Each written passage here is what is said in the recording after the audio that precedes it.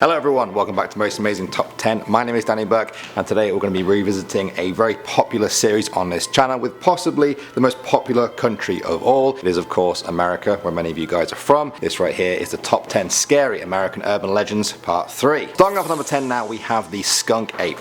No, that's not my nickname. This is actually one of the most famous mysterious creatures said to wander from Florida to North Carolina and even Arkansas. As you guys might expect from the skunk part of the name, this thing doesn't smell great. Ever since the first sightings of it in the 1960s, people have mentioned the horrific smell of this thing. Often you can smell it before even seeing it. When you finally do, it looks like an ape. Big, hairy, and running on two legs. For some people, the skunk ape isn't just a rumor, it's a reality. Dave Shealy is the man who established the official Skunk Ape Research Headquarters. He said there is not only one or two, but 9 of these creatures living in the Florida Everglades alone. He spent most of his life trying to document them. According to Shealy, the average male skunk ape stands 6 to 7 feet tall and weighs roughly 450 pounds. Females are 5 to 6 feet tall and weigh in at about 250 pounds. Moving on to number 9 now, we have Char Man. Ohio's Camp Comfort County Park is a picturesque place in California. It's also known for being home to many creepy spirits. There's a ghost of a bride wearing a bloody wedding dress, a woman on a horse reenacting her own death for eternity, and even a headless motorcyclist. However, none are as terrifying or as famous as Char Man. Ever since a fire in 1948 killed a number of people there have been reports of this hideous figure wandering the area. He's said to have skin burnt to a crisp and noxious fumes pouring out of him. Some people go even further and say that this creature isn't even human at all. They say Char Man is a beast, an entity that has visited people a number of times, and it always goes the same way. They say their homes are engulfed in thick black fumes that send them to sleep. Just before losing consciousness, they see Char Man walking towards them. When they wake up, there will be a small fire nearby, a reminder that Char Man has paid a visit. Next up at number 8 now, we have Turnbull Canyon. They say death awaits everyone at Turnbull Canyon. Located in Whittier, California, the canyon is known as a pretty dangerous place, as it is thanks to the mountain lions and rattlesnakes that call it home. Some people believe that the most dangerous thing there though is the paranormal activity. It's said that the Gabrielino Native Americans called this place the place of the devil. The Spanish killed many of them who refused to convert to Catholicism. Some say their tortured souls now haunt the canyon. Then in the 19th century, members of the tribe who worked in the area reported seeing ghosts and witches in burial grounds there. Sightings became more frequent and reports started of there being a satanic cult that had taken root in the canyon. They were supposedly sacrificing children from a nearby orphanage. When locals got wind of what was happening, the cult disappeared overnight, but the reports of ghosts, creatures, and hooded figures still appear from time to time. Moving on to number 7 now, we have the Night Watchers. We're moving over to Hawaii now for this one. We all know it looks like paradise, but as we've seen in our last few videos, it's no stranger to some creepy urban legends. One of them is the Night Marchers. Locals say they are ghostly apparitions that can be seen walking in formation at night, never stopping, always facing forward, and there is always the sound of a beating drum echoing out in the silence of the night. Hawaiians say they are armed spirit warriors en route to a battle. They carry old weapons and are clothed in decorated helmets and cloaks. The next question is naturally, why do they appear? Well, some say they are restless souls looking to reclaim rightful territory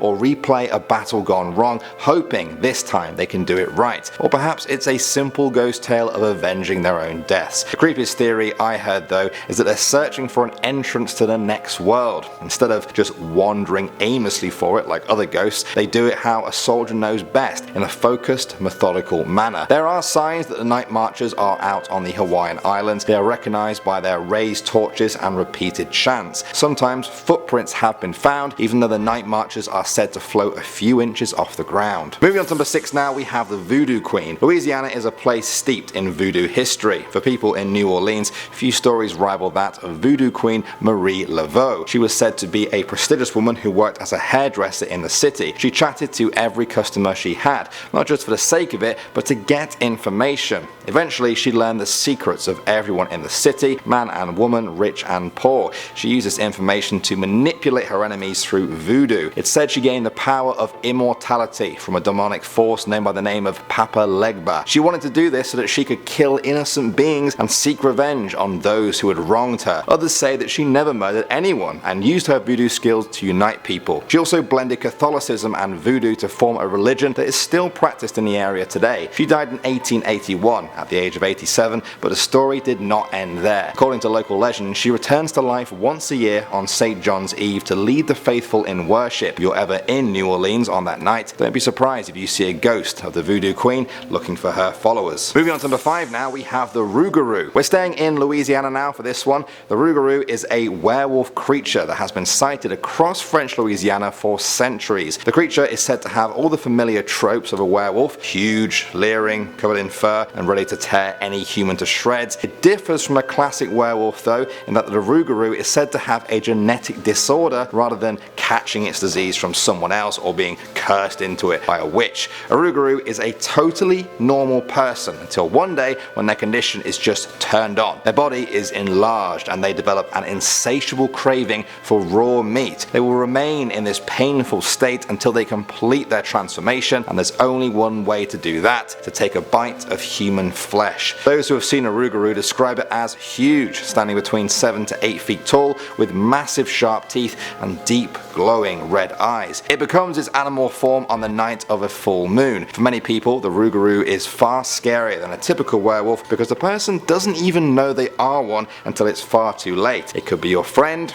your family member, it could be me, or it could even be you. Next up at number 4 now, we have the Skinwalkers. In traditional Navajo culture, the Skinwalker is a witchcraft practitioner who wears the skins of various animals. A Skinwalker can morph into a number of different creatures, including coyotes, wolves, bears, crows, and owls. In the past century or so, those outside of the Navajo people have also reported seeing Skinwalkers. They've been described as half-human monstrosities who run on 2 legs at insanely fast speeds. One woman claimed that a Skinwalker appeared on a Navajo reservation land. It ran alongside her car at 60 miles per hour, darted in front, and then disappeared into the night. They're often said to let out a screeching howl of laughter as they run circles around terrified people. Sightings like this have led many people to become interested in Skinwalkers and want to interview Navajo tribes people to find out more about them. The problem is, there is a deep superstition among the Navajo people when it comes to talking about Skinwalkers. Many of the elders believe it's not good to talk or even hear about Skinwalkers, otherwise you will attract them to you. Let's hope we don't do that after discussing them in this video. Next up at number 3 now, we have Stowe Lake. Stowe Lake lies in Golden Gate Park in California.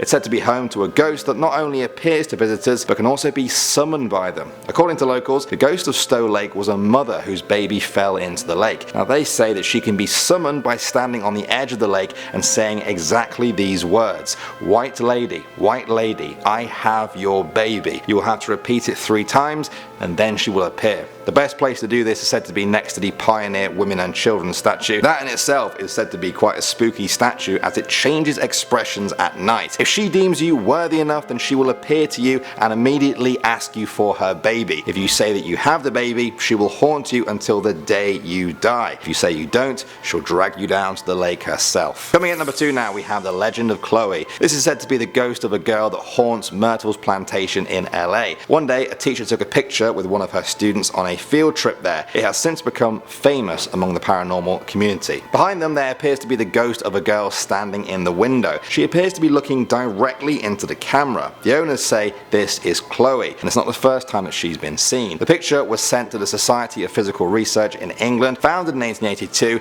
claimed to be the oldest and most prestigious paranormal research group in the world. They found nobody had tampered with or edited the photograph, leading to many people saying this is proof of Chloe's existence. The photograph has now been sent around the whole world, always with a request for an explanation, but so far none have emerged. And finally, number 1 now, we have the Devil Man of Algiers. We're returning again to Louisiana for this one. Algiers is the oldest neighborhood in New Orleans. This story dates back to 1938 when reports of a man terrorizing couples spread around the city. When asked to describe the man, some details were disputed, but one thing everyone agreed on was that this man was undoubtedly, categorically, the devil.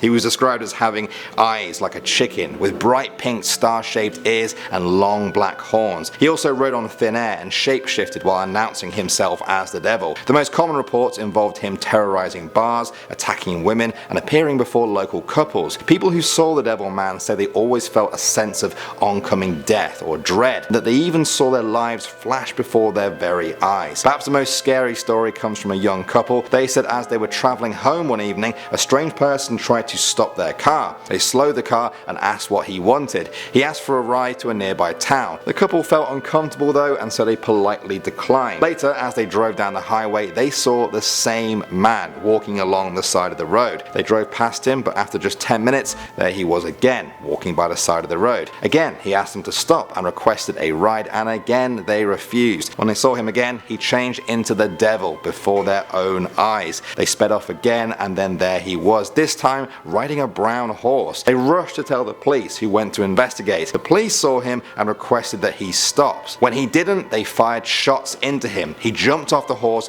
and sprayed the bullets back at them, laughing and rubbing his hairy hands together. He was brought to jail, where he quickly slipped out of his cell and into New Orleans legends. Alright guys, that is a lot more American scary urban legends for you. I know a lot of you guys have been asking me to split them up into different states, but I think for now we're going to keep trying to do the whole country as a whole and see where it goes. What other countries would you like to see next in this series though? Do let me know in the comment section below. Thank you for watching as always guys. My name is Danny Burke and I'll see you all in the next one.